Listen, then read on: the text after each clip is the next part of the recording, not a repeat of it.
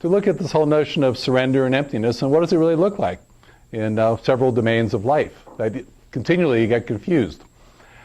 And this is really a part of the book that I found fascinating and wrote a whole chapter about it, because there's some sort of crazy thing going on where there's a category error, where there's these different levels of analysis that are continually getting confused. And people talk about it all the time, and you don't know what they're talking about because they provide no context. Words and concepts and useful fictions, they're just pointers. They're just signposts, you might say, on the road of life, kind of pointing in a certain direction, not to be taken too seriously, kind of light, helpful sometimes, helpful, as long as you don't believe them. The moment you believe it, it becomes a whole different story, doesn't it? So some people use the word this, exclamation point, capital T, this.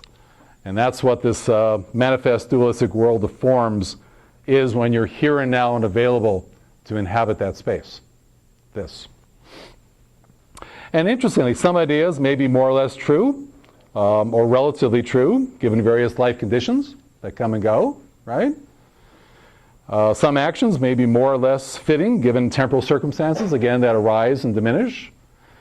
And some feelings may appear more or less true, given the body's response to changing environments and conditions, right? But let's not confuse any of that with the absolute. That's all totally in flux. That's totally impermanent.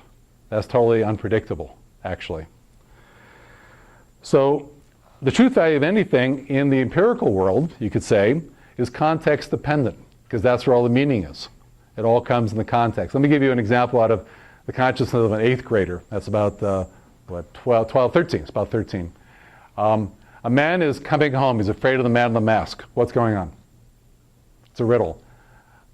A man is coming home. He's afraid of the man in the mask. What's going on? It's an 8th grade riddle. Any idea? There's a man stealing home, and it's a baseball game. If you didn't know the context, it wouldn't make any sense. You're just speaking gibberish, right? But again, it shows you the power of context. Or the 3-strike rule. If you didn't have the context of either baseball or the criminal justice system, what would it mean 3 strikes and you're out? It would be gibberish. It wouldn't make any sense. It would be nonsensical.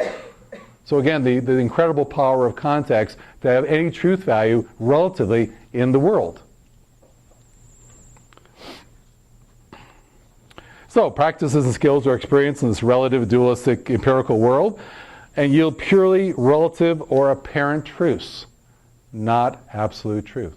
If you're looking for absolute truth, die. You will get absolute truth somewhere else. It ain't going to happen here on this planet, in these bodies. Although you'll get moments where it breaks through.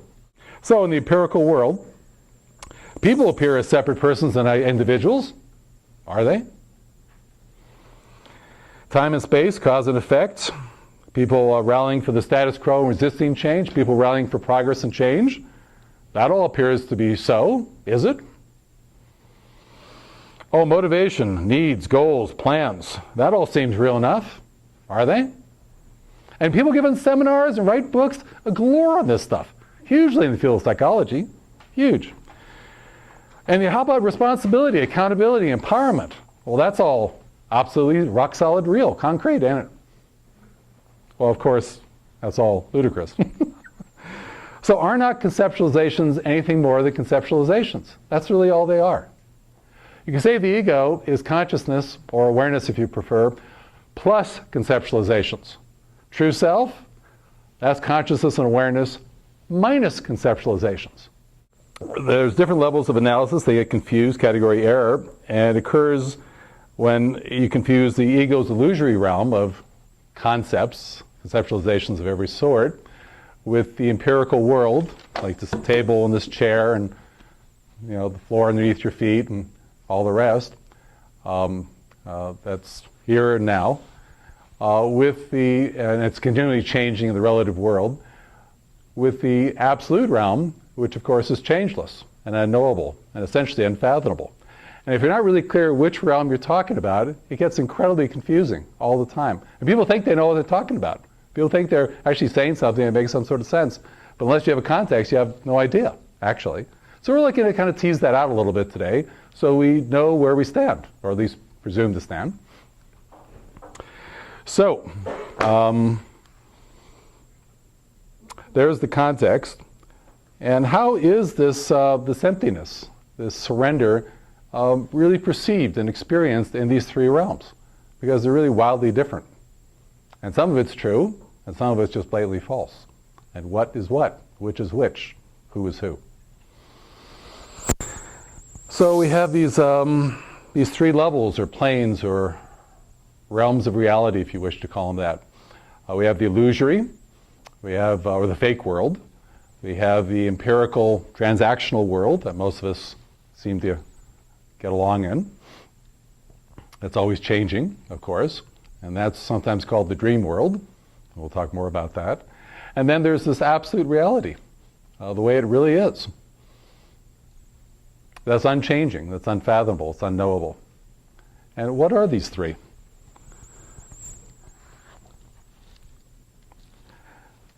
So you can say the illusory world is termed sometimes Maya, or illusion. Sometimes it also stands for separation, as Gary was mentioning. And it's illusory because it isn't real. It's kind of what our mind made up, we bought, we identified with, and we act as if it is real, we speak as if it's real, we act as if it's real. It just happens not to be real. That's why we call it illusory. Illusions aren't real, they're just illusions. And the ancient term for this is Maya, of course. Even though it seems and feels so incredibly real, but of course it isn't. And then the empirical transactional world, sometimes called the dream world. And anybody know how come it's called the dream world? Any wild guesses or notions? Because we're still looking through the same lenses. And by looking through the same lenses, we get the ego's version of this reality. And typically in two different time zones. One's called the past, the other's called the future. Some people call it past tripping and future tripping, but it isn't here and now. It's somewhere else. And so that's where those two realms actually overlay.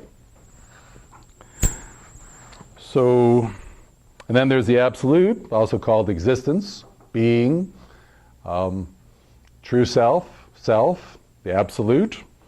Some people call it Atman, Brahman, God, divinity. Consciousness, awareness of self, the universal, goes by all those names.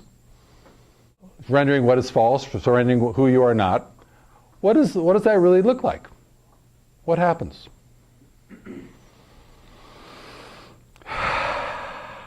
Well, emptiness is interesting. It gets so misunderstood by the mind. It's typically seen as nothingness or void, but it's also experienced in a whole host of ways. When you've been at your absolute worst, rock bottom, hopeless, despairing, what does it appear like? What does it feel like? What does it seem like? That failurehood, that absolute complete hopelessness, that rot. How is that experienced? Well, if you go far enough through it, ultimately you pop on the other side in peace. But on the journey... You're at your absolute Christ. Psychosis. I have a client that calls it my crazy. I thought that was kind of a nice term. You could get despairing. Angst is the German term for this that doesn't quite translate terribly well. You can get very depressed. You can get very angry. You can act out. You can go into addictions. Helpless, hopeless, powerless. It's a long list, actually. Get into loss, lack, defeat, losing the game, losing it, one form or another.